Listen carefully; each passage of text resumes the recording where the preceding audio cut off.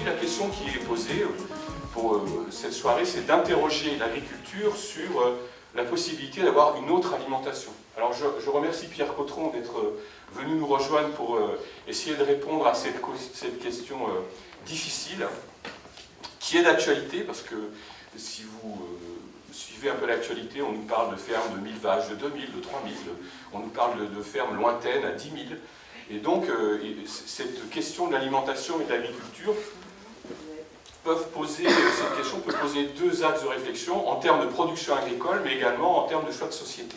Et je crois que la réflexion de ce soir, elle va s'orienter dans les deux axes. Alors, Pierre Cotron est un agriculteur, il a choisi cette voie très jeune, mais il préfère qu'on l'appelle paysan, parce qu'il considère que l'agriculture, il y a derrière tout un mode de production, alors que le paysan, c'est une liberté, puis c'est aussi un rattachement à une tradition. Je vais remonter au néolithique, à 10 000 ans, les premiers paysans, les premiers à avoir mis des graines dans la terre volontairement, à avoir domestiqué des animaux. Ça fait 10 000 ans que les paysans nourrissent les hommes par leur travail. Et vouloir se situer dans cette filiation, finalement, c'est pas si mal. Pierre Cotron est vendéen, il est de la région de Luçon. Il a travaillé à la fois dans le Marais en polyculture et dans la plaine comme céréalier, mais plutôt spécialisé du côté des semences. Mais tout en étant vendéen, il a une vision, on va dire, plus large. Donc il a une vision, un engagement politique et syndical au sein de la Confédération agricole, mais il s'intéresse aussi à la condition des paysans en dehors de nos frontières. C'est ce qui l'a conduit, par exemple, à se rendre en Palestine pour rencontrer des paysans de Palestine et discuter avec eux des problèmes qu'ils rencontraient par rapport à la disponibilité de l'eau, par rapport à la possibilité de récolter leurs produits. Ce sont des questions qui traversent les frontières, parce qu'il y a une vraie question de la paysannerie et de la production agricole au niveau planétaire. Merci encore d'être venu nous apporter votre connaissance issue à la fois de votre métier et puis de la réflexion que vous avez eue sur ce métier. Je vous laisse la parole. Merci beaucoup. Merci. Bonjour à tous. Et puis, on va essayer de parler de ce qui reste quelque part, pour moi, le plus beau métier du monde. Nourrir les gens, c'est quand même important. Je veux rappeler aussi quelque chose. Visiblement, les premières graines auraient été sélectionnées par vous, mesdames. Je pense que votre nom dans la salle prouve quand même que quelque part, les premiers paysans ont sans doute été des paysannes. Donc c'est important. Le rapport à la nourriture vous concerne et nous concerne tous, mais les hommes qui étaient des chasseurs ont, après saisi l'occasion, ont transformé ça un peu bizarrement, c'est-à-dire qu'en même temps que l'agriculture s'installait, les différentes castes se sont installées, c'est-à-dire les guerriers, les prêtres, et malheureusement le patriarcat est né en même temps, et la captation du savoir agricole a été captée par les hommes. Ce qui peut-être pas été une bonne... Enfin, ça a été une bonne et une mauvaise idée, mais bon, de toute façon, c'est un fait. Comment est née l'agriculture? Donc, comment cette planète, avec ses 70% de mer, le reste, où il y a des déserts, où il y a des rochers, comment la vie a pu s'installer? Parce que dans le fond, l'agriculture, c'est l'histoire aussi du vivant, de la vie. Comment cette roche-mère, parce qu'on peut l'appeler comme ça, a pu se transformer en terre arable? La terre arable, c'est araire, c'est-à-dire la terre qu'on laboure. On va s'apercevoir qu'après, l'araire, c'est peut-être pas une solution idéale. Mais bon, ça, c'est beaucoup plus tard. Comment une zone d'environ entre 1 mètre, au maximum, là où s'est développée toute la vie. C'est-à-dire que toute notre vie, en tant que... Enfin, toute la vie de la planète, tout le monde vivant, se situe d'environ... arrive à survivre grâce à cette couche d'environ 1 mètre, avec, dans les meilleurs des cas, une couche d'humus d'environ la partie la plus riche, la couche d'humus en surface qui fait à peu près, allez, à la louche 10 cm, 15 cm au maximum dans les bonnes conditions. Elle peut faire plusieurs mètres dans les zones tropicales, mais avec des risques importants, parce que quand on déforeste, cette couche s'en va en 5-10 ans, le sol devient de la latérite. Donc, comment la vie a pu dégrader la roche, pour se nourrir et créer cette couche vivante. C'est-à-dire, on a commencé avec tous les microbes, toutes les premiers animaux, enfin les premières formes de vie. Pour se nourrir, ils avaient l'eau. Mais après, quand ils ont monté sur la Terre, il fallait trouver d'autres solutions. Donc la solution qu'ils ont trouvée, c'est d'aller chercher dans la roche mère les parties qui les nourrissaient, c'est-à-dire une partie des oligo-éléments, parce que la partie carbone était disponible dans l'atmosphère. C'est-à-dire que 60% du vivant d'une plante ou des plantes, 60 à 70 voire 80% de sa nourriture est absorbé par l'air, c'est-à-dire l'oxygène, le carbone et une partie de l'azote. L'azote a un cycle particulier parce qu'elle circule, il faut qu'elle passe par des micro-organismes pour être absorbée. Et elle ne représente pas un gros pourcentage de... Donc dans une plante, il y a environ 80% d'eau, enfin un petit peu moins, 60, et environ 13% de matière sèche. Enfin, matière sèche, oui. Donc on a du carbone, hein, pratiquement la partie la plus importante, de l'oxygène, sous forme... et après, les autres parties, tout ce qu'on vous montre comme on appelle ça, comme engrais, l'azote, le phosphore, la potasse, ne sont que en quantité infime par rapport au volume des plantes ou des animaux. Donc, pour aller chercher ces parties importantes pour la vie, les plantes et les micro-organismes ont dégradé la roche-mère, petit à petit.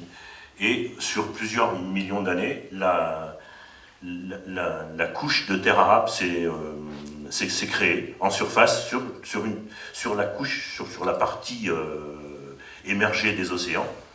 Donc c'est là où tout ce qu'on est, tout ce qu'on est devenu, tout ça est parti de cette couche un petit peu très fragile, qui continue à vivre, mais qui malheureusement vit des choses pas très rigolotes actuellement. Donc on a eu... Comment ces choses se sont posées? Donc au début, il y a des mots un peu scientifiques, bon je vais vous les sortir, mais c'est pas très important.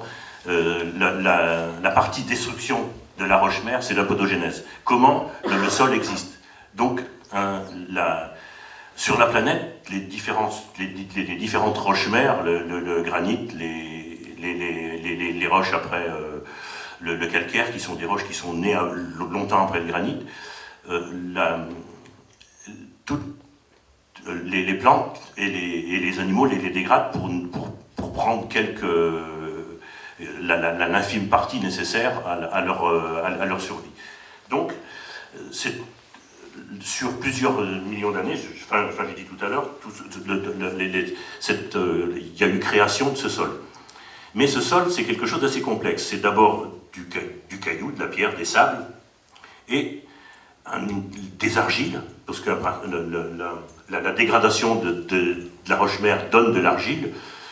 Vous mettez une racine de plante dans de l'eau, par exemple, le système racinaire est capable sur une roche-mère de créer de l'argile au bout de 5 ou 6 heures.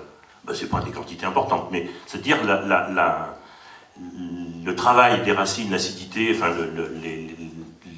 les outils qu'utilisent les racines des plantes, en environ 7 heures, on a création de premières petites molécules d'argile. Donc l'argile, c'est pas un milieu vivant, elle vit tout seul. Quand je ne sais pas si vous avez vu des sols dans le marais ou ailleurs, quand l'argile est en surface, c'est des sols bloqués, avec rien qui se passe dedans. Donc il y a eu un moment où la création d'un composé qui s'appelle le complexe argilo-humique.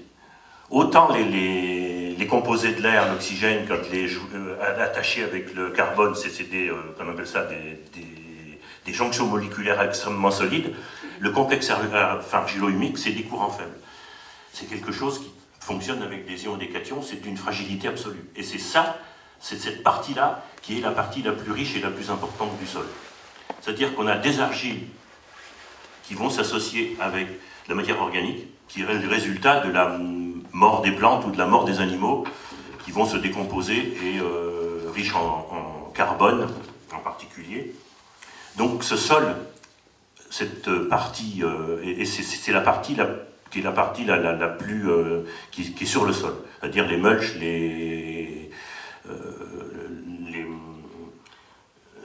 la partie vivante du sol. Si vous avez arraché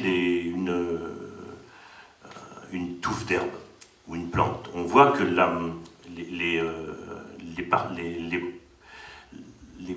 la terre qui est entre ces couches, entre ces racines, c'est des lamelles fines qui se détachent les unes des autres. Donc le complexe c'est des parties du complexe argilo-humique qui sont ce qu'on appelle la flocculation, c'est-à-dire que l'argile et les ions métalliques et la matière organique, plutôt que se déposer en masse, vont faire des petites, qu'on appelle ça, des petits flocons. Alors, qui va créer ces flocons? Alors là, on rentre dans l'alchimie du sol, la création du sol, c'est-à-dire que là, on a les animaux qui vont utiliser, c'est-à-dire qu'on a les dégradations par un certain nombre de microbes ou les racines des plantes, mais le sol, après, c'est un milieu vivant. On a 4 tonnes de vers de terre à l'hectare. On a 1 milliard de micro-organismes au gramme dans la terre. Donc cet ensemble, c'est lui qui va créer, c'est-à-dire à la fois les micro-organismes ont dégradé la roche-mère, mais vont participer aussi au maintien et à la fertilité du sol après. Chacun se dégradant, étant consommé par son voisin et qui apporte la matière organique au sol. Les plantes se sont développées, donc les plantes vont mourir automatiquement et rapporter aussi du carbone dans le sol, rapporter la matière organique. Un certain nombre de microbes et d'insectes vont digérer ces arbres, ou toute la partie ligneuse des plantes, et vont la prédigérer. Cette couche va rester en surface et les lombrics, les 4 tonnes de verre, là, cette partie vit au fond du sol et remonte en surface, se nourrit de la matière organique qui est sur le sol, qui a été aussi dégradée par des champignons, parce que tout ça fonctionne en commun. Et c'est les champignons qui vont, les lombrics vont redescendre, remélanger la matière organique avec les argiles et vont rejeter les parties flocculées. C'est eux qui organisent le lien, qui vont mélanger les 3 composantes métalliques, l'argile et les parties carbonées, et vont créer les flocules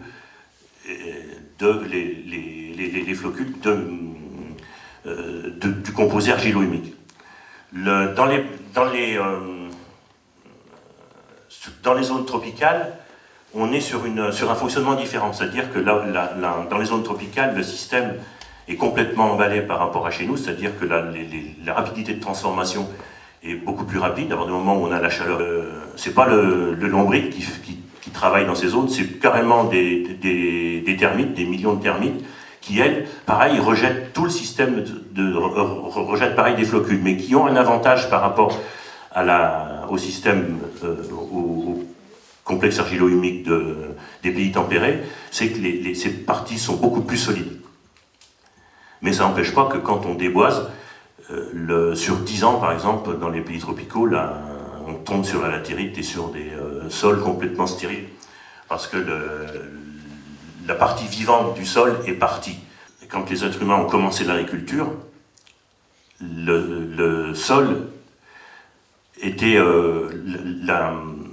les millions et millions d'années de stock, parce qu'on était sur des millions et des milliards d'années d'accumulation de vivants, c'est-à-dire qu'il y avait eu l'évolution qui s'était produite, donc on était sur des sols et avec un système qui était organisé et qui fonctionnait en autonomie. C'est-à-dire que partir de cette roche-mère avec rien et transformer ça en un monde vivant avec des plantes, avec des animaux, avec la nature avait fait son travail tranquillement. Donc l'être humain est arrivé et malheureusement son rôle a un petit peu changé. C'est-à-dire qu'il avait déjà participé un petit peu en tant que chasseur-cueilleur à la domestication, mais à la modification de l'espace. L'être humain avait déjà modifié un certain nombre de plantes, en particulier parce que la consommation les arbres fruitiers, par exemple, un certain nombre d'arbres fruitiers avait pu se développer parce qu'il y avait le réflexe maxillo-facial des grands singes. Quand on goûte un fruit acide, par exemple, on fait une grimace. Et le rejeter la plante qui n'était pas bonne. Et l'arriver à digérer, à absorber les plantes les plus sucrées. Et vu que les graines sont résistantes, dans ses fesses, le les rejeter, et automatiquement, là, il y avait un début de sélection d'un certain nombre de plantes comme ça par les grands singes et les grands humanidés. Toute cette période aussi a permis une certaine forme de sélection d'animaux. Est venu à un certain moment un basculement.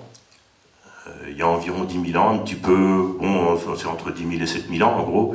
Là, il y a un basculement important, c'est-à-dire que l'homme, sans doute, en augmentant sa présence sur le sol, sur la terre, a commencé à domestiquer.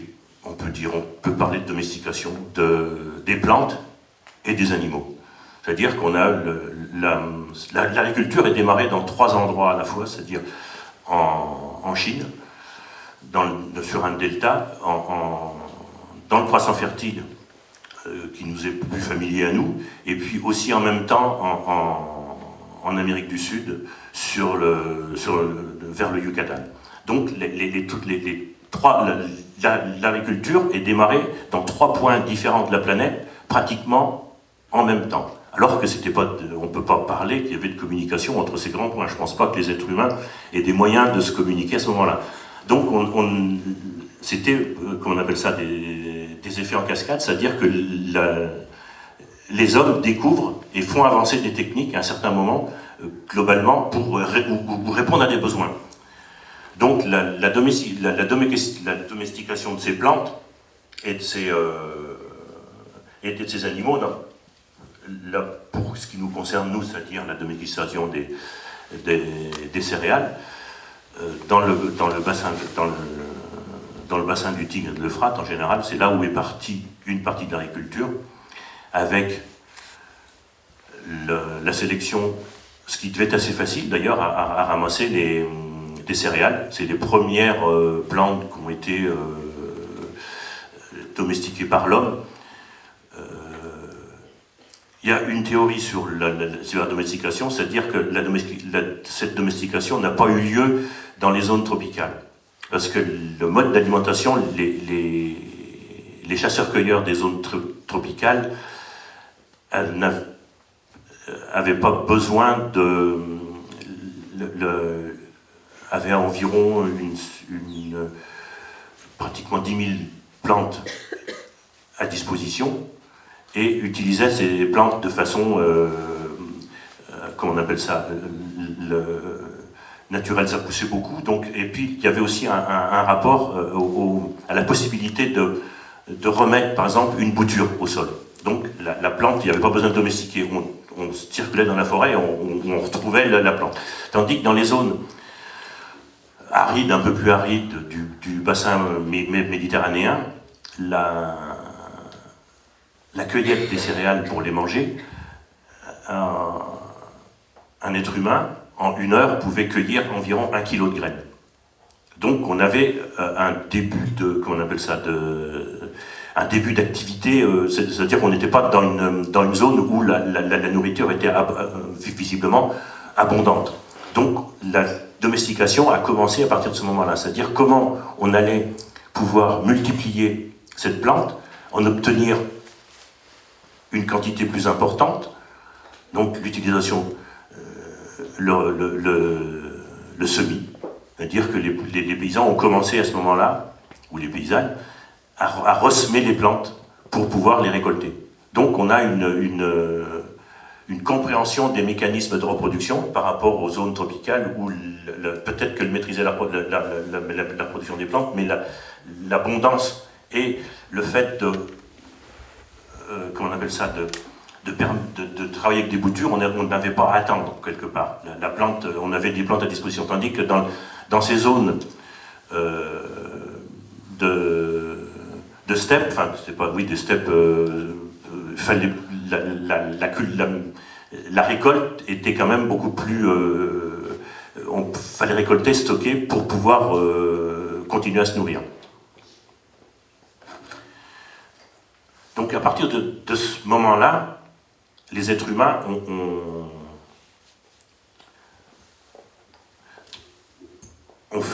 ont avancé assez rapidement dans la domestication des animaux et des plantes. En même temps, on a eu domestication des porcs, des bovins, des chèvres, d'un certain nombre de plantes, d'un certain nombre d'animaux du même calibre, les chats, les chiens. C'est à peu près sur cette partie où les hommes ont aussi domestiqué les animaux en même temps.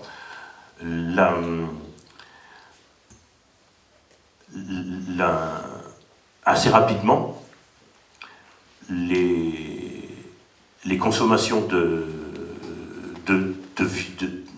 viande animale, c'est-à-dire qu'on avait la chasse qui était en parallèle, mais les consommations et les animaux sont aussi devenus, c'est pas spécialement pour les manger, mais pour le travail aussi en même temps, c'est-à-dire création pour rentabiliser plus le travail agricole, on a commencé les animaux sont devenus des outils pour permettre une culture plus importante. La domestication des plantes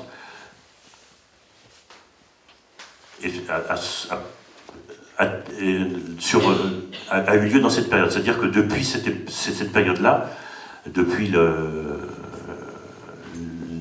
la domestication, les êtres humains ont très peu domestiqué de nouvelles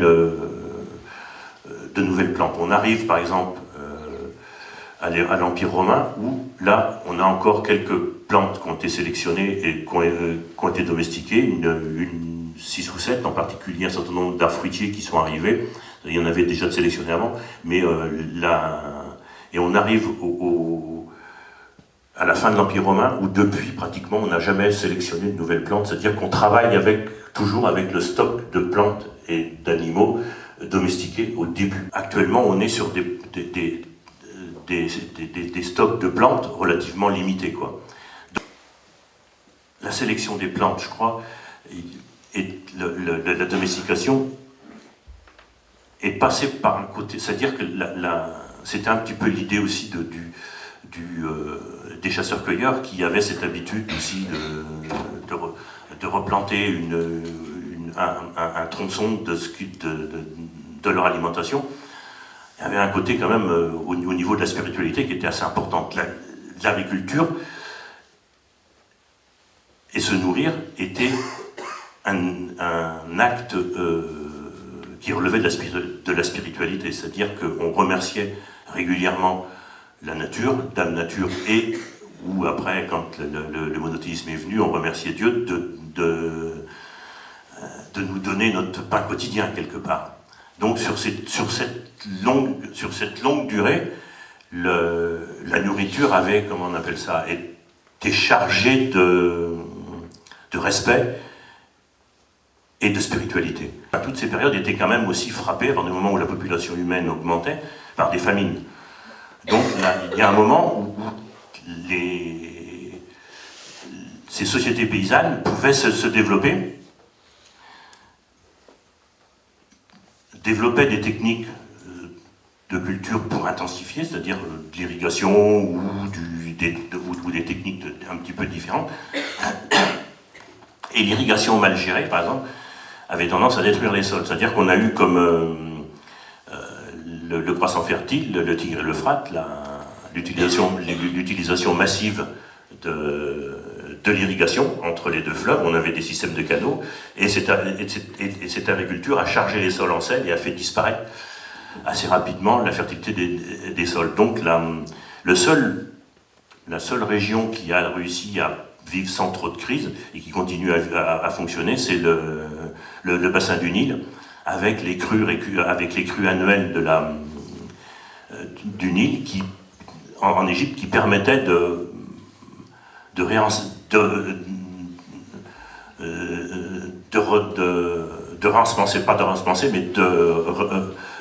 d'enrichir le sol par les limons qui venaient avec le Nil. Donc techniquement, cette agriculture qui était dans comment on appelle ça,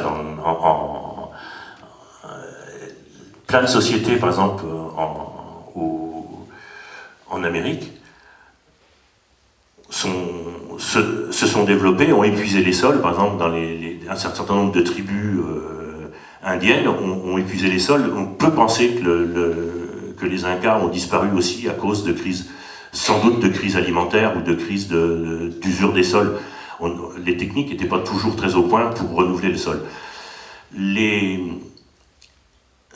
Après la fin du Moyen-Âge est apparu quand même un certain nombre d'agronomes, parce qu'avant, les gens qui écrivaient sur l'agriculture étaient très peu, on avait très peu d'écrits, on avait très peu un certain nombre de gens ont quand même dit des choses, mais les traités d'agronomie jusqu'au XVIIe siècle n'étaient pas très conséquents. On travaillait un petit peu, c'était les paysans qui se débrouillaient. Les savoirs avaient tendance, sinon à se perdre, mais à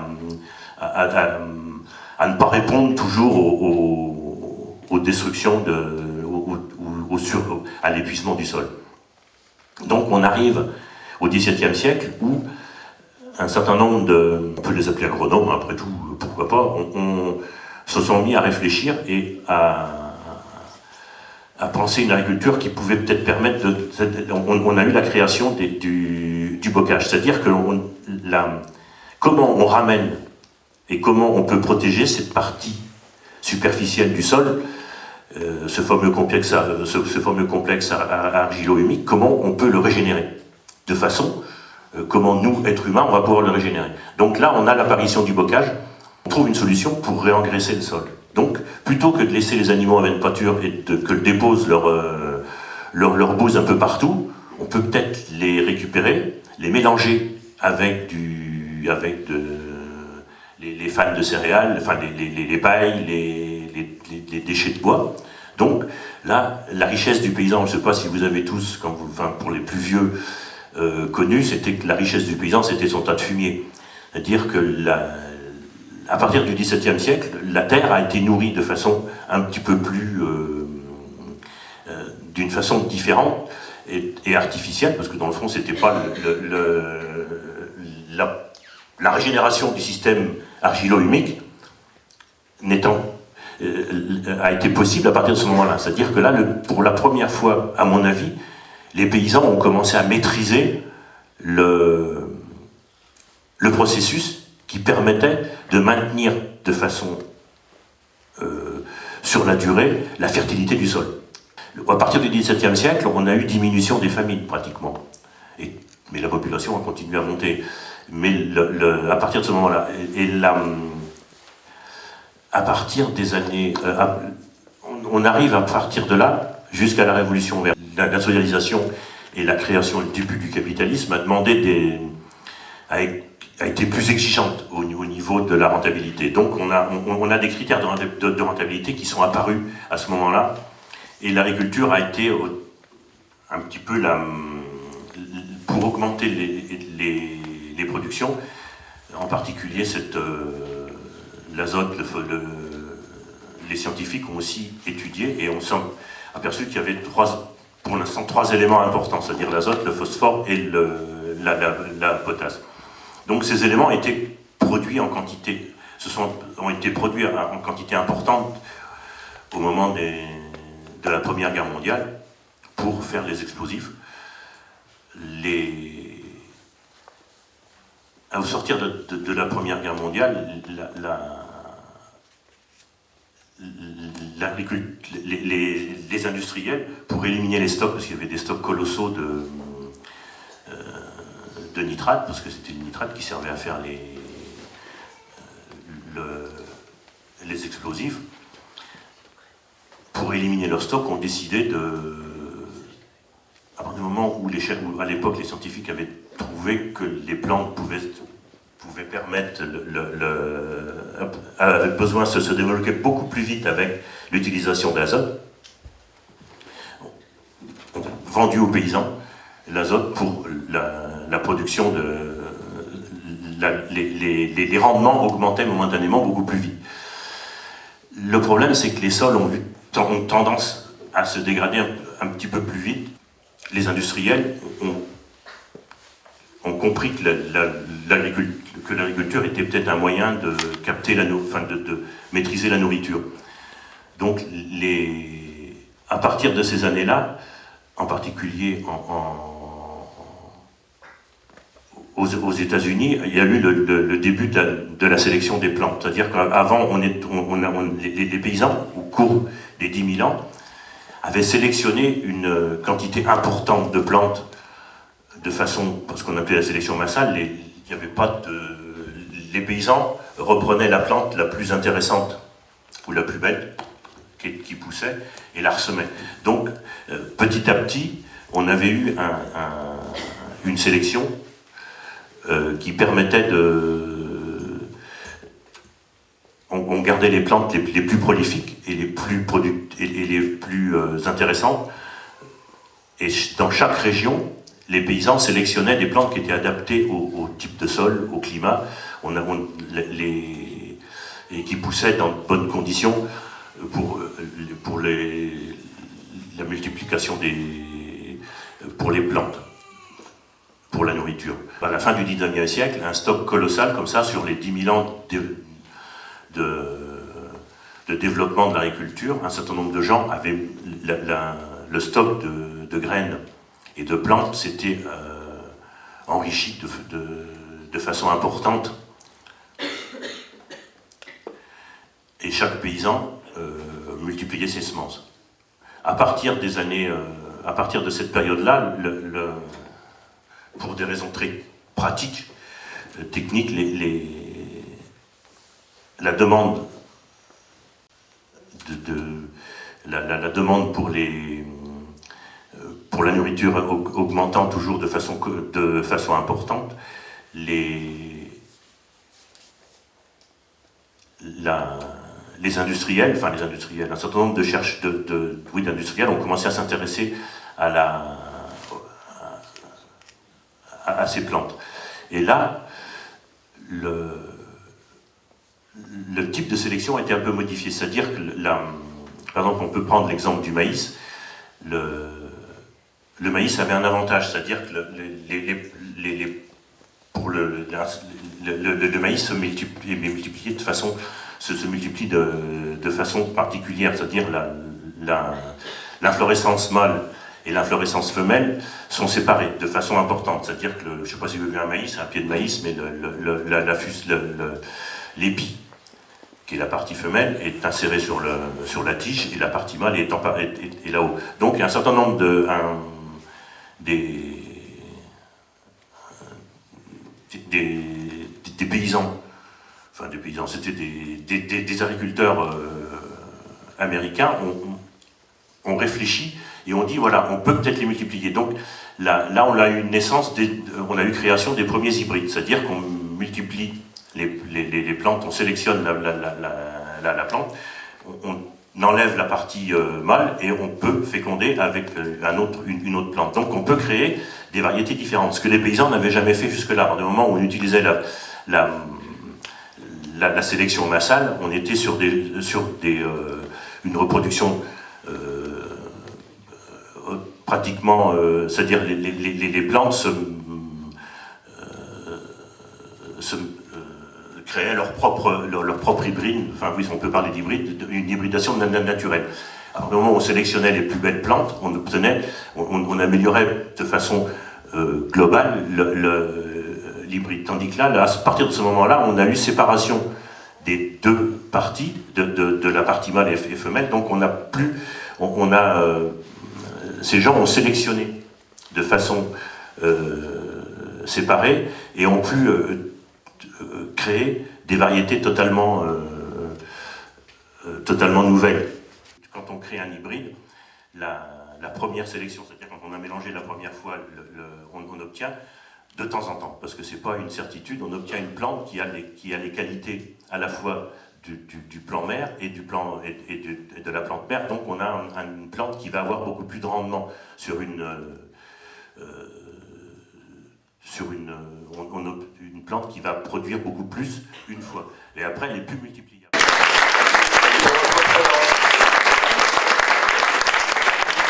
On a eu un aperçu, je crois, très intéressant et qui montre bien que entre la naissance de l'agriculture et aujourd'hui, il y a eu un basculement qui s'est constitué à partir des espèces hybrides. C'est-à-dire qu'à partir de ce moment-là, le paysan n'était plus le maître de ses semences. Et donc, à partir de là, il y a un changement. Il est finalement l'idée de liberté, le paysan qui sélectionne ses propres plantes.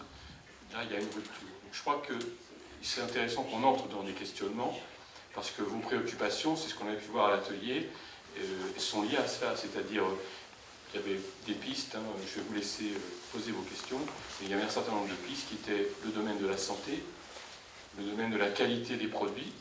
Est-ce que finalement ces produits ont les mêmes qualités que ceux que l'on avait avant? Puis une question qui était aussi posée dans les groupes, c'était la question de la capacité d'une agriculture non productiviste face à l'accroissement d'une population. Si je comprends bien, on pourrait éventuellement penser l'agriculture se développant dans un premier temps pour nourrir son monde, en quelque sorte. Donc tout le processus de développement naturel et d'organisation humaine là-dessus. Donc ce que tu nous as bien expliqué. Ensuite, la deuxième partie, ça a été, tel que je le perçois moi, je ne suis pas du tout rural, pas du tout paysan, de belle racine, mais... Donc, la deuxième partie, ça serait à ce moment-là développer le plus grand rendement, créer des puissances agricoles en quelque sorte. Alors, et après, la troisième partie que je crains et qu'on voit venir, c'est faire développer des puissances financières en utilisant comme outil l'agriculture. Voilà. Alors, qu'est-ce que tu penses de ça? Alors, le basculement, parce que dans le fond, il y a un basculement à un certain moment. Pourquoi le monde agricole qui avait nourri pendant des millénaires ses contemporains bascule. Alors on a ce qu'on appelle la révolution verte dans les années 70. Donc là, on a la conjonction de deux éléments, c'est-à-dire tout le travail qui avait été fait avec ce travail de sélection qui avait été, entre parenthèses, avec ce système d'hybridation, et le besoin de nourriture important, de toute façon, était encore... et à ce moment-là, on a l'arrivée aussi des machines, de façon relativement conséquente, et l'intérêt quand même d'un certain nombre de firmes pour ce qu'on appelait l'arme alimentaire. C'est-à-dire que c'est à partir des années 60 qu'on a entendu parler de l'arme alimentaire. Un certain nombre de sociétés ont commencé à dire, voilà, peut-être que là, si jamais on arrive à capter la nourriture, on tient les gens. Vraiment, on les nourrit, parce que dans le fond, le meilleur moyen pour, quelque part, récupérer la rente, parce que dans le fond, le vrai problème, dans le fond, pour ces firmes, c'est de récupérer la rente. Donc, à la limite, la nourriture, de toute façon, les gens vont toujours manger. Donc, si on capte la rente de la nourriture, c'est vachement intéressant. Donc, au même moment où, chez nous, démarrait la réforme Pisani, c'est-à-dire où Pisani disait, voilà, on va les paysans vont partir en ville, on va faire grossir les exploitations et on va développer l'agriculture, c'est-à-dire que moins de gens nourriront plus de gens. L'idée, on va mécaniser, on va mettre... alors tout ce qui s'était produit avant, entre la Première Guerre et la Deuxième Guerre mondiale, avec la mise en place de ces hybrides, avec la mise en place des engrais, là on a pu faire décoller cette chose sur une agriculture qui a été restée relativement relativement stable dans le temps, quoi. C'est-à-dire qu'on avait, on avait ces gens qui avaient au XVIIe siècle fait progresser l'agriculture de façon conséquente avec l'utilisation de la fumure et des amendements organiques. Là, une deuxième étape est en train de se produire. Et elle est d'autant plus forte qu'un certain nombre de sociétés vont se lancer là-dedans, quoi. C'est-à-dire, les sociétés ont commencé par investir plutôt le système des engrais et des produits chimiques.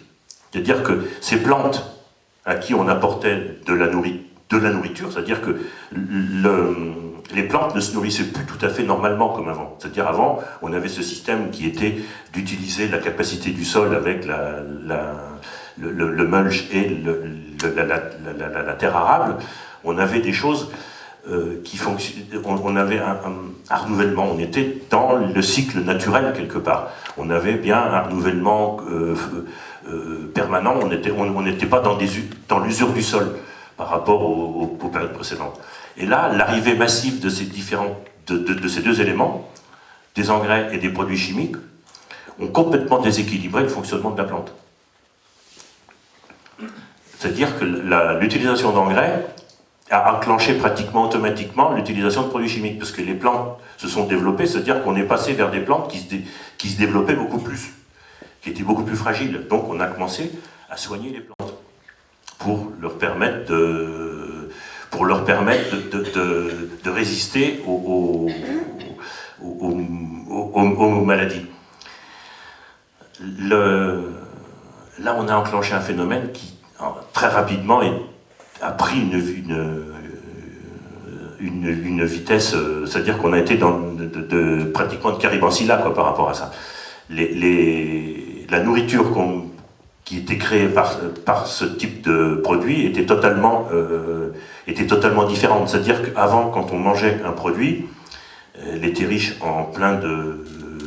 Elle était riche elle avait plein d'oligo-éléments, elle était riche, tandis que là, on est sur ces trois éléments-là, azote, phosphore et potasse, qui font grossir la plante de façon importante et qui la gavent d'eau. Dans le fond, on a des grosses molécules pleines d'eau. Donc la nourriture, la nourriture qui est fabriquée avec ces produits est automatiquement beaucoup moins nourrissante qu'avant.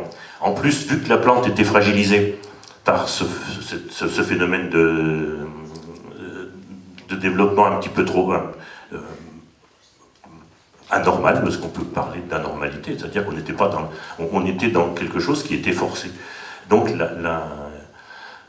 cette nourriture était d'abord pose un problème au niveau de notre consommation à nous, parce qu'on est nourri par ces plantes qui sont relativement déséquilibrées, enfin qui sont même totalement déséquilibrées.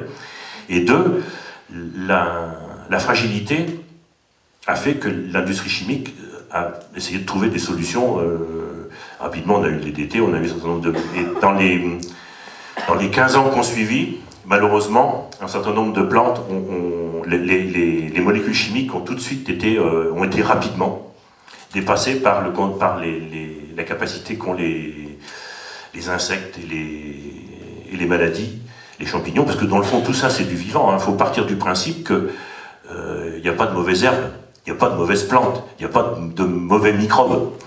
Il y en a quelques-uns qui sont un peu plus coriaces que d'autres et qui nous font du mal, mais tout ça, c'est nécessairement, à un moment ou à un autre, va s'équilibrer.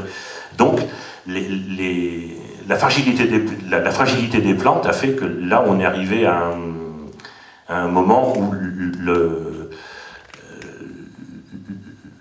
l'industrie chimique a plus été capable d'inventer de nouvelles molécules, ou a du mal à en trouver de nouvelles. C'est-à-dire que c'est à ce moment-là où les firmes, ou les multinationales de la chimie, et on dit, parce que là on a un problème, c'est-à-dire qu'on est et les phénomènes de résistance sont apparus pareil avec les pucerons, avec les plantes, avec un certain nombre de choses, c'est-à-dire les herbicides ne marchaient pas. Donc leur idée a été à ce moment-là de dire, on a des gens qui travaillent, qui travaillent les semences, qui font des sélections, on était déjà, parce qu'on avait les semenciers qui étaient installés et qui multipliaient les semences, donc à ce moment-là, ces firmes, en 10 ans, à partir des années 80, ont racheté tous les semenciers pratiquement de la planète. Ce qui fait qu'actuellement, on a 3 groupes qui gèrent tout ce système, à la fois chimique et semencier, c'est-à-dire on a Ciba, enfin avec ce Ciba, c'est Syngenta, on a Monsanto, le fameux Monsanto, et puis on doit avoir une autre firme, c'est pas BASF, je sais plus, il y en a une troisième, qui est du même niveau. C'est-à-dire, et ces gens-là tiennent plus de 50% des semences de la planète actuellement. De la production de semences, parce qu'on est sur la production là. À partir du moment où on avait, avec la sélection du maïs, obligé le paysan à racheter sa semence, c'est-à-dire que tous les ans on revendait la semence aux paysans, parce que dans le fond le problème de ces firmes c'est aussi de ne pas laisser le paysan multiplier ses semences, quoi. Donc ces gens ont racheté en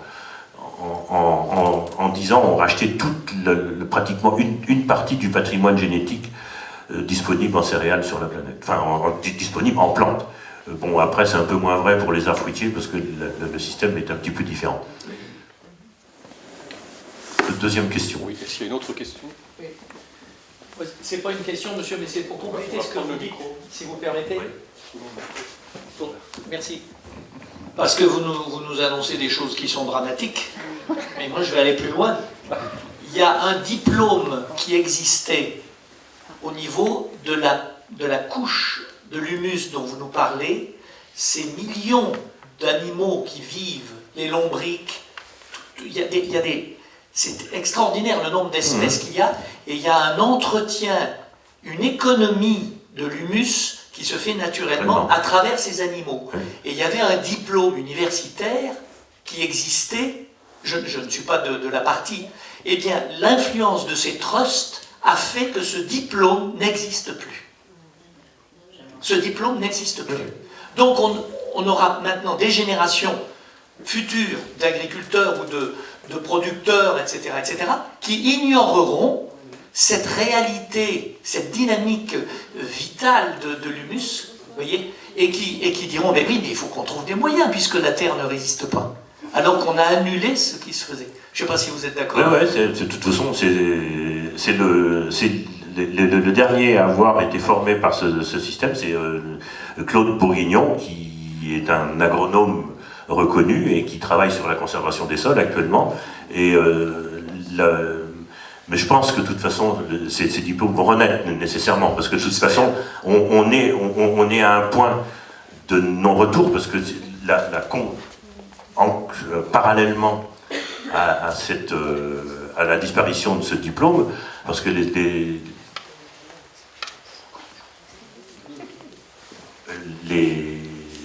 agronomes, parce qu'on peut parler des agronomes, avaient vu le sol comme un support, comment on appelle ça, comme un support neutre, mort. C'est-à-dire que ces gens ne s'intéressaient plus à la vie des sols. Alors que la vie des sols est justement, le sol s'auto-reproduit.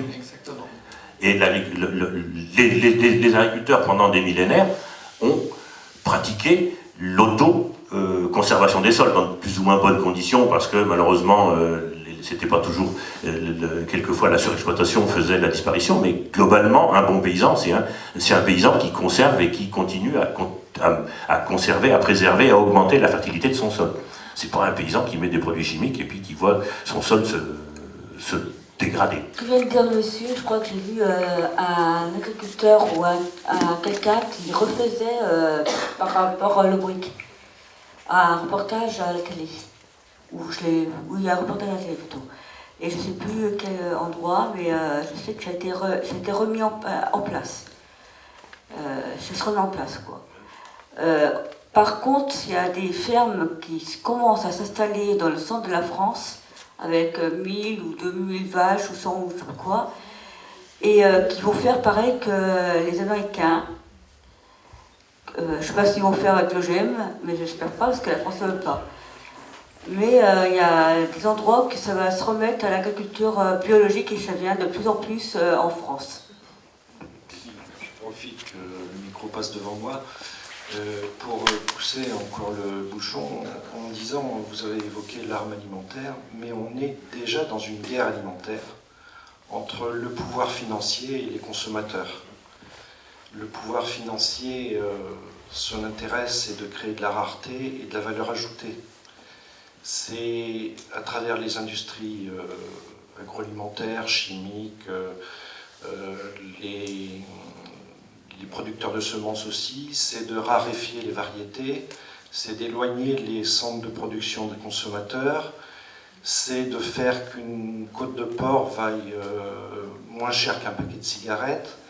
Et même si les abeilles disparaissent, on va sélectionner des nouveaux pollinisateurs, la recherche est dans ce sens-là, des nouveaux pollinisateurs qu'on vendra aux producteurs.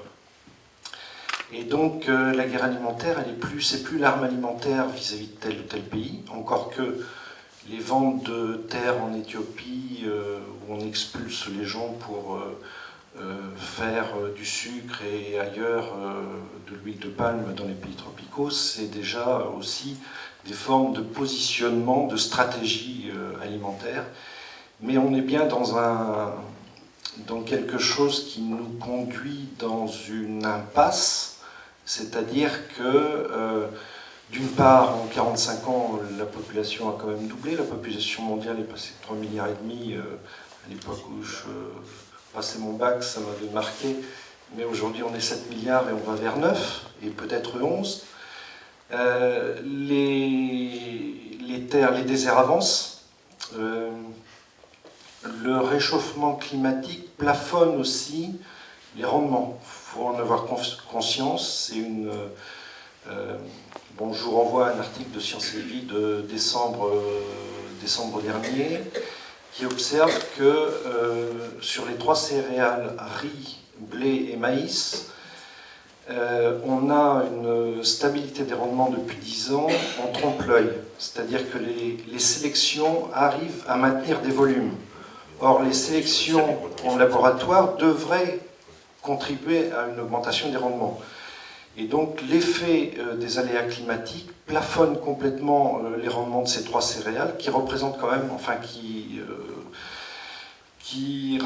ces 3 céréales rassemblent à peu près 60% des calories de la population mondiale.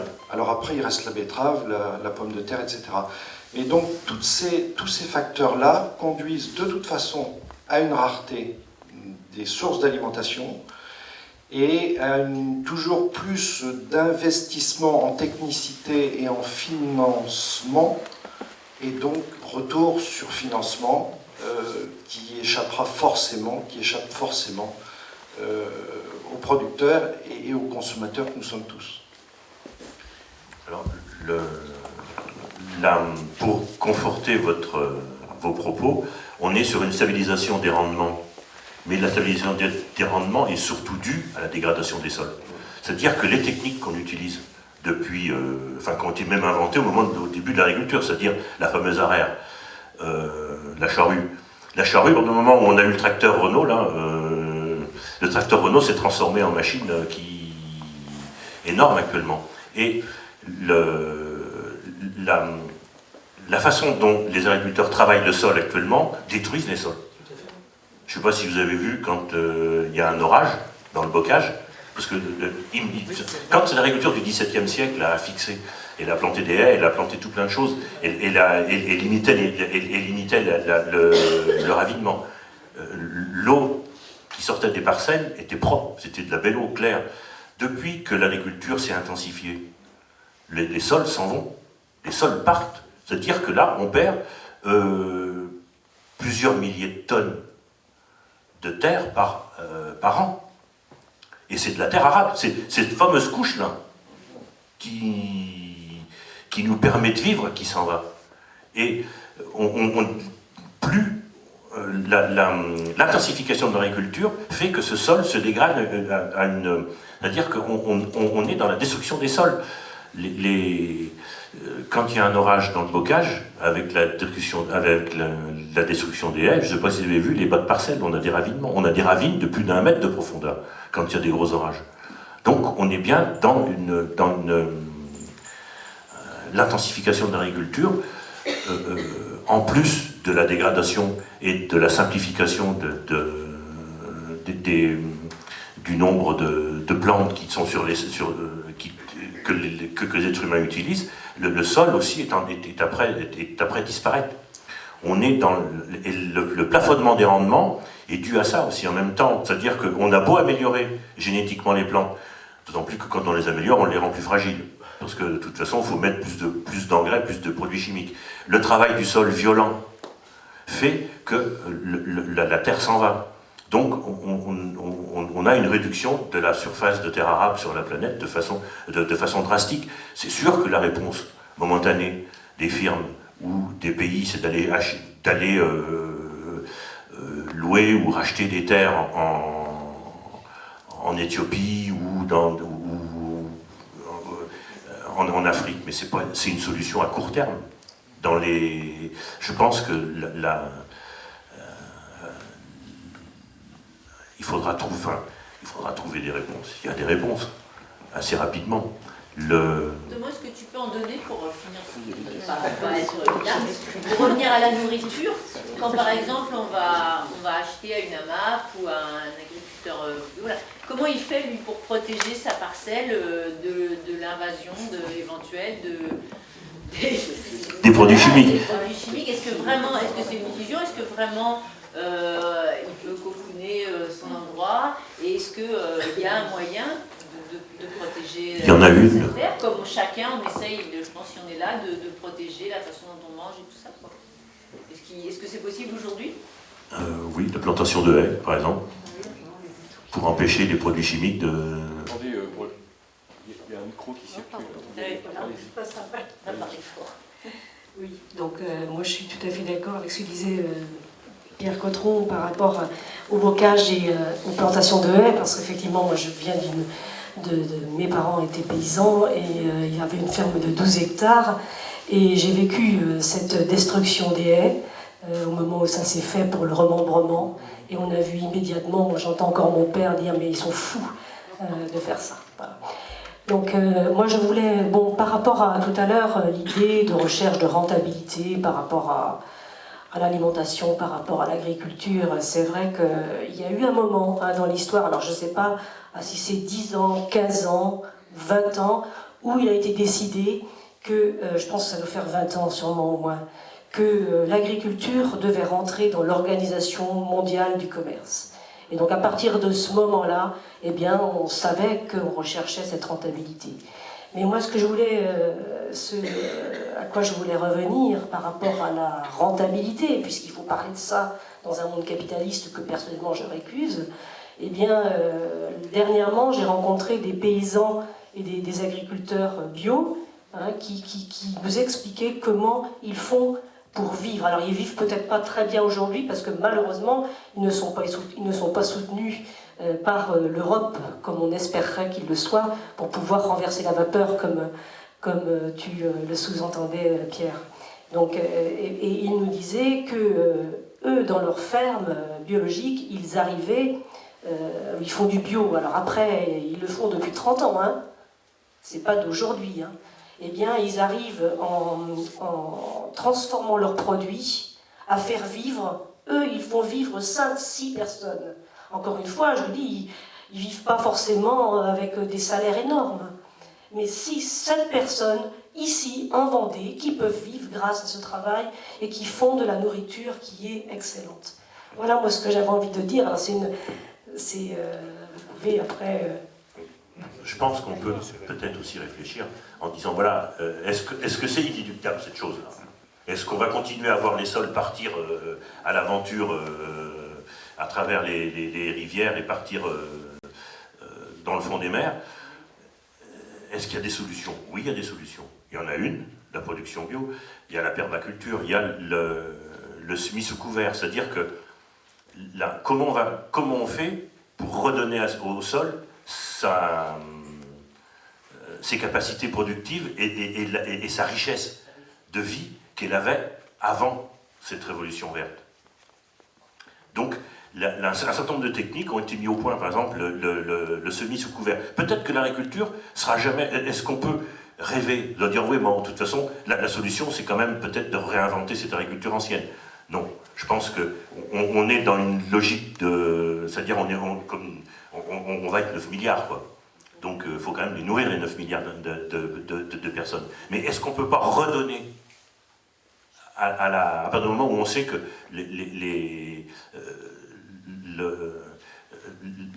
l'énergie fossile a ses limites, donc, est-ce qu'on peut redonner au sol sa capacité productive? Oui. Ça, les techniques existent. Et les techniques sont assez simples, tout compte fait. C'est le semis sous couvert, c'est-à-dire que les techniques de production, c'est-à-dire que on laisse jamais le sol découvert. On fait un système de semis de plantes intercalaires, par exemple,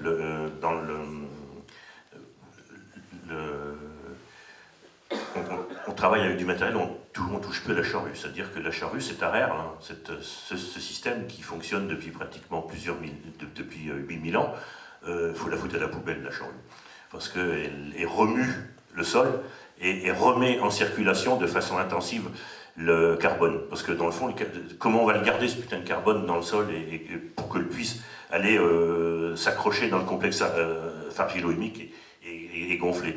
Donc les deux techniques qui sont actuellement qui fonctionnent pour les petits maraîchers, c'est la permaculture, c'est-à-dire l'utilisation de bois, de branches, de déchets. De déchets ligneux qu'on pose sur le sol et qu'on va laisser pourrir sur le sol et on sème dedans. Tandis que pour la grande culture, j'ai toujours du mal à l'appeler comme ça, parce qu'elle a de grandes que les surfaces, elle n'est pas très grande au niveau de sa moralité.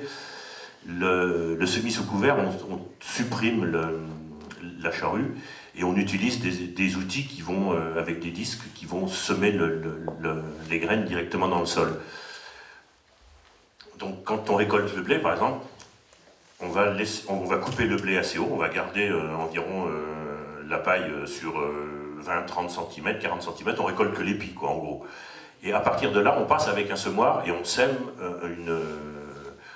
un engrais vert dedans, qui va lever, parce que de toute façon, à partir du moment où on n'a pas l'humidité du sol est conservée par la couche de paille qui est restée.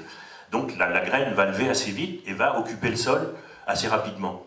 Et quand tout le système consiste justement à continuer ce système de semer la plante.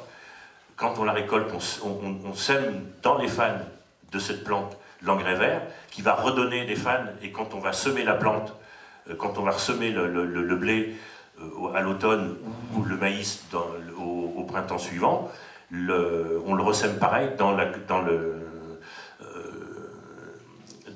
l'engrais vert qui détruit soit par le gel, soit un certain nombre de machines, enfin d'outils ont été mis au point, par exemple des outils qui découpent des disques métalliques avec des couteaux qui découpent et qui vont détruire la couche de protection qu'est l'engrais vert. Et à partir du moment où la plante se redéveloppe. Malheureusement pour l'instant, techniquement, il y a encore l'utilisation de temps en temps d'herbicides pour ce type de culture. Ce qui n'est pas le cas, par exemple, des maraîchers bio qui, eux, travaillent pratiquement sans herbicides.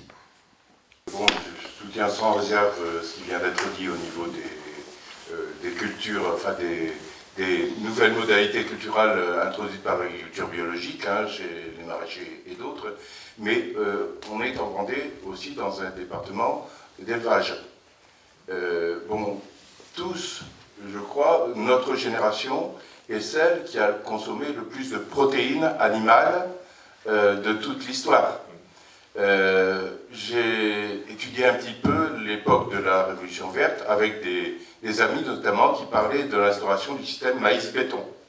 On a vu surgir partout en Europe cette plante, le maïs, qui avait des raisons d'exister objectives, si je puis dire, en termes de climat, de terroir, etc., dans le sud-ouest de la France, en Amérique aussi, dans certaines régions d'Amérique, et puis qui, d'un seul coup, grâce à la création d'hybrides dont tu as parlé, a envahi tout le territoire et on a nourri les bêtes avec du maïs. Or, le maïs, c'est une plante qui a beaucoup de matière sèche, certes, mais qui consomme beaucoup d'eau, qui consomme beaucoup d'azote, qui consomme beaucoup de produits fongicides, etc., etc. Alors, c'est le problème de l'élevage. L'élevage des bêtes à cornes, des bovins, notamment à base de maïs ou d'herbes plantées et alimentées aussi artificiellement grâce à des quantités d'azote inédites jusqu'alors. C'est le système des cochons également, qui sont élevés maintenant sans terre quasiment, c'est-à-dire qu'on peut acheter le maïs ailleurs pour nourrir les cochons, dans une exploitation qui dispose de très peu d'hectares, mais qui produit d'une manière intensive des porcs qui n'ont plus aucune valeur. Moi, je me souviens aussi de l'époque du veau aux hormones en particulier.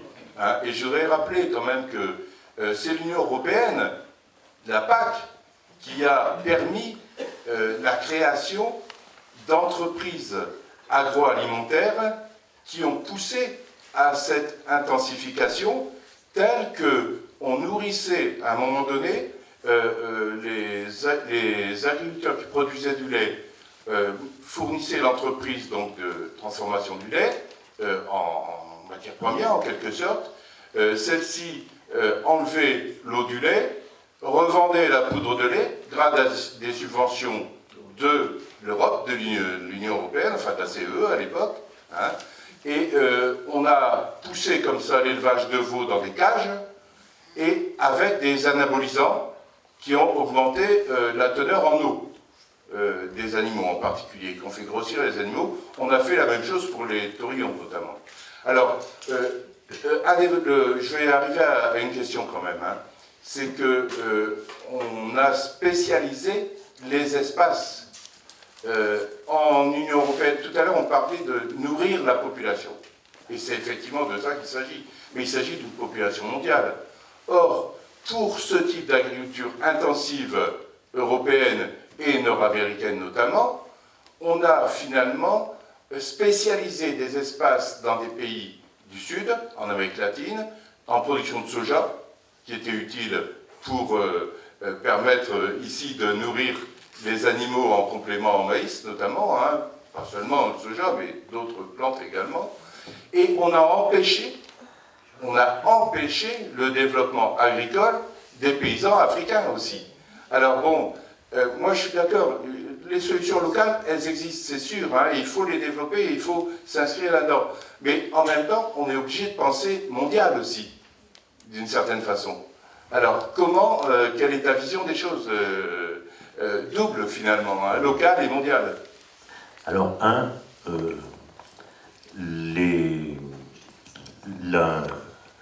les paysans français ne nourriront pas le monde. Beaucoup de mes collègues vous disent on va nourrir le monde, non, nous ne nourrirons pas le monde. La quantité de nourriture, c'est-à-dire que ce qui se commercialise à travers la planète, c'est environ 20% de la production mondiale. Donc le reste, c'est tout autoconsommé localement. Donc cette fameuse, parce que malheureusement, beaucoup de gens, dans les années 80, beaucoup de paysans disaient ouais, on va nourrir la planète. Bah ouais, non, on ne nourrit pas la planète. On n'est pas en capacité de nourrir la planète. Il faut être sérieux. Et le problème, c'est bien de réinstaller une agriculture vivrière partout, mais pas une agriculture vivrière à l'ancienne, c'est-à-dire qu'on peut moderniser cette agriculture. Et pour rappeler tout à l'heure ce que tu disais sur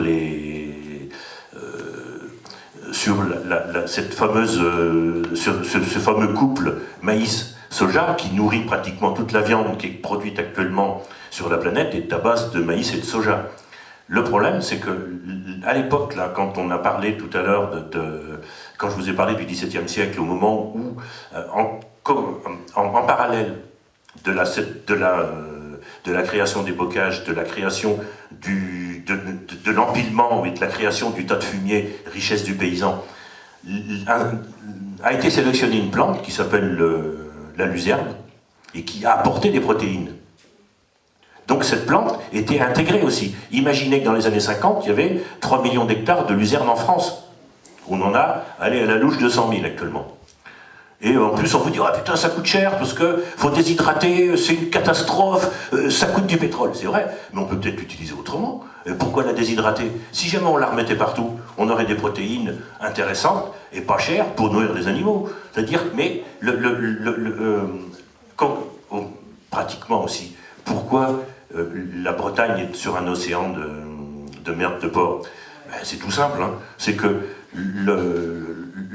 les ports, pas les ports, c'est les ports T, là où est débarqué le soja.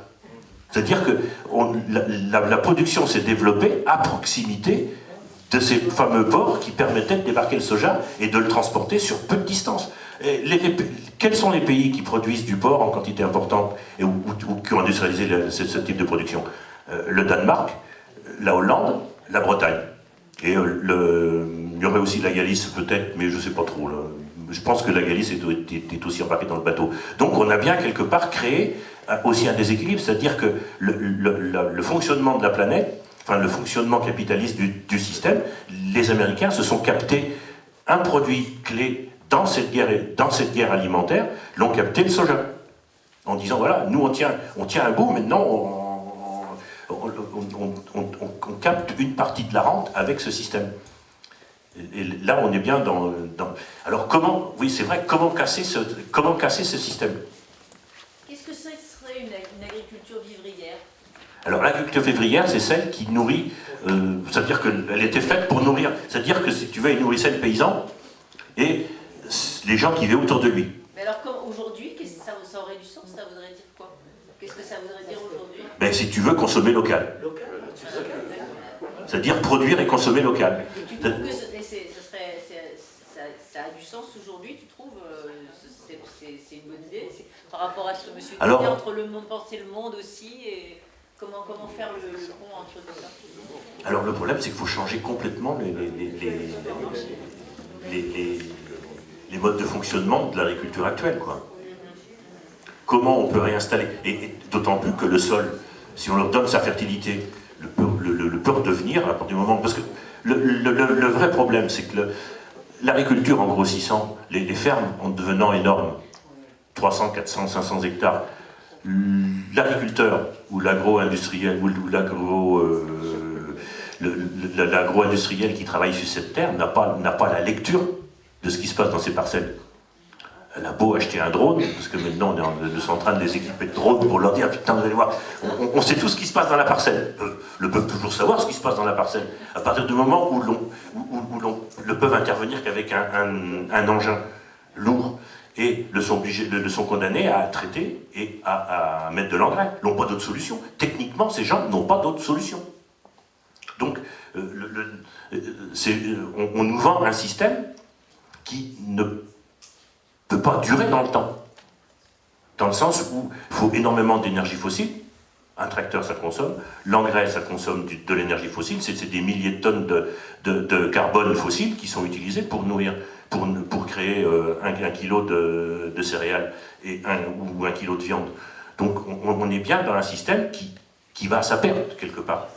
Et à la nôtre en même temps. Ce serait revenir au contraire de ce qu'on avait dit, c'est-à-dire dans un monde là, idéal et merveilleux, ce serait... Il n'y a pas de monde idéal. Ce serait rediviser les... Il n'y a pas de monde idéal et merveilleux, mais... ce serait supprimer, c'est très... Voilà. Comment on peut réinstaller des paysans comment, oui, on peut réinstaller cette agriculture de circuit court, quelque part. Et qui est productif, parce que de toute façon la FAO avait prouvé que cette agriculture-là, paysanne, ou vivrière, ou comment on l'appelle, hein, parce que le mot vivrière, c'est plutôt est connoté, c'est-à-dire que c'était l'agriculture, on reprochait, quand moi j'étais jeune paysans, l'agriculture vivrière, c'était celle des Africains qui consommaient que ce que produisaient. C'était un peu ça, quoi. C'était archaïque comme système. Mais c'était consommé court. Et je pense qu'on a peut-être des possibilités. C'est vrai que c'est pas facile à changer le système. Mais, et la FAO a prouvé que cette agriculture paysanne peut nourrir 9 milliards d'habitants sur la planète. Parce et avec la conservation des sols. Vous avez parlé de permaculture et des AMAP, qui sont pour moi on va dire l'avenir, le seul avenir vraiment durable. Qu'en est-il du développement de ces concepts au niveau français et mondial? Alors,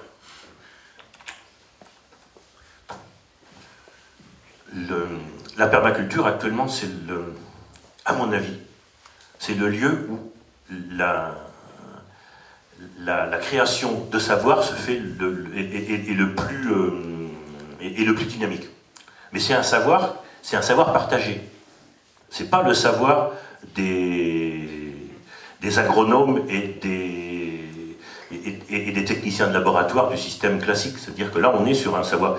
Les paysans, un petit peu partout, enfin, les gens qui travaillent en permaculture, utilisent Internet et se transmettent leur savoir. Par exemple, on a des groupes, on a des groupes au Canada, on a des groupes en France, et c'est un savoir partagé. Je pense que ces technologies modernes, Internet, est un moyen de contourner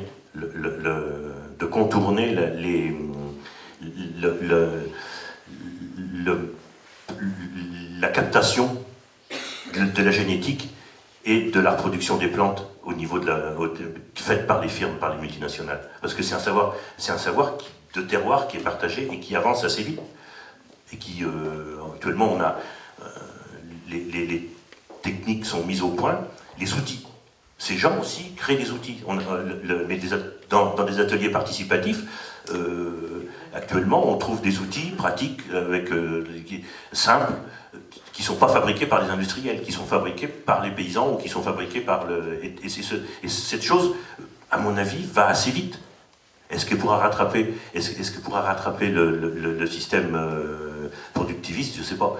Mais en tout cas, ça existe, quoi. Alors, après, il y avait aussi la question sur les AMAP. Et de toute façon, c'est concomitant à la production, à ces productions. Tu réexpliques ce que c'est les AMAP. Alors, l'AMAP, c'est. Je me souviens plus le terme. Pardon ? Association pour le maintien de l'agriculture paysanne, c'est ça, oui. Association pour le maintien de la culture paysanne. Donc, les AMAP, c'est des associations. On peut parler d'une association entre les paysans et les consommateurs. C'est-à-dire que les paysans et les consommateurs passent un contrat. Le consommateur s'engage à acheter un certain nombre dans le cas du maraîchage, c'est des paniers. Souvent, comment on appelle ça, quelquefois financés avant, ou avec une avance, et le paysan s'engage, le maraîcher ou l'agriculteur s'engage à fournir pendant 1 an ou 6 mois un panier par semaine. Beaucoup de pays comme l'Afrique, il y a des paysans qui vivent en autosuffisance alimentaire. Comment faire en sorte, est-ce qu'on peut aider, parce qu'il y a des tas d'associations qui sont sollicitées, qui y vont pour aider, pour apporter de l'argent, pour aller dire ce qu'il faut faire, c'est pas nous de le faire. Mais comment faire en sorte que ces paysans-là ne tombent pas dans les pièges que nous qu'on a fait, quoi, notre agriculture. Parce que les sols sont encore verdure, pour une partie. Ces pays, c'est vrai qu'il y a encore 75-80% qui vivent de l'agriculture. Leur développement, parce qu'en même temps, ces paysans, ils ont le portable, quoi. Ils travaillent avec la là-bas, mais ils ont le portable, quoi. Il y a une révolution qui se fait chez eux, mais comment éviter qu'ils tombent dans notre piège? Vaste question. Alors que, bon, il faut reconnaître que les multinationales s'intéressent aussi, malheureusement, à l'Afrique de deux façons différentes, c'est-à-dire la plus malhonnête, qui est de carrément passer des contrats avec les pays et puis leur piquer la terre, c'est-à-dire qu'on sort les paysans de la terre et puis on surexploite ce sol pendant X années et on repart. Et deuxièmement, un certain nombre de pays, en particulier de Burkina Faso, je crois, où il y a eu des tentatives sous le haut patronage d'un certain nombre de gens, en particulier les fondations Bill Gates et compagnie, pour dire aux paysans, utilisez des semences OGM, parce que de toute façon, en particulier dans le coton, parce que le Burkina est un pays de production de coton, donc on leur a donné, ces gens se sont mis à produire du maïs OGM, enfin du coton OGM, en quantité importante. Je ne sais pas où ça en est, parce que ça n'avait pas l'air de... la réussite n'était pas toujours au bout du chemin, je ne sais pas là. Je n'ai pas trop d'informations. Le troisième élément, c'est comment on fait pour qu'eux ne basculent pas. Je pense que la situation est un peu tendue quand même en ce moment, quoi. C'est-à-dire, je ne sais pas. Maintenant, il y a des techniques aussi. Par exemple, on a eu, c'était au Mali ou dans ce coin, où des paysans ont commencé à reboiser les zones de savane avec des techniques très locales, c'est-à-dire avec on appelle ça les cuvettes on met de la matière organique, on met du fumier, de la bouse de vache, et on plante, on fait une cuvette, l'eau reste quand elle tombe, on fait une série de petits entonnoirs, on plante dedans une plante ou un arbre, à la limite, parce que il y a ça aussi, c'est-à-dire que pour rendre la fertilité au sol, il faudra sans doute remettre des arbres un peu partout. Parce que l'arbre fixe l'eau, fixe le sol, permet, quand l'arbre est assez développé, peut attirer la pluie plus facilement. Donc là, on aborde le problème de l'agroforesterie, quoi.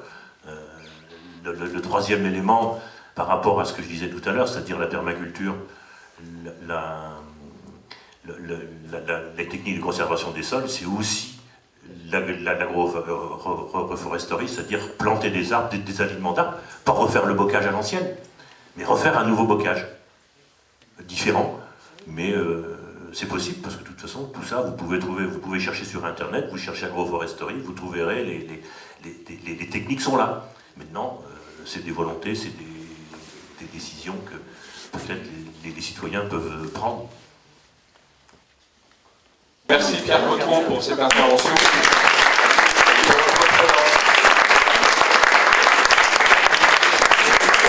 Alors, je vais terminer cette soirée en faisant un certain nombre d'annonces.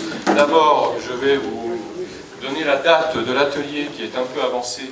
Donc atelier qui fera le point sur cette soirée. On reviendra sur un certain nombre d'éléments qui ont été évoqués. Je pense qu'il y aura beaucoup de choses à revoir, à développer, à illustrer, puisque c'est visiblement des thèmes qui nous concernent tous. Cet atelier a donc lieu le 9 février, et puis ce sera également le 9 avril, et puis ce sera également l'occasion de présenter la prochaine conférence qui a lieu le 30 avril. Nous accueillerons Jean-Louis Rastoin, qui dirige une chaire de recherche à l'UNESCO, et qui nous parlera, et ça rejoint tout à fait ce qui a été dit aujourd'hui, le thème de l'insécurité alimentaire, c'est-à-dire la capacité que nous avons à nous nourrir, et dans quelles conditions. Je pense que là, on a une boucle qui est très cohérente dans ces deux conférences.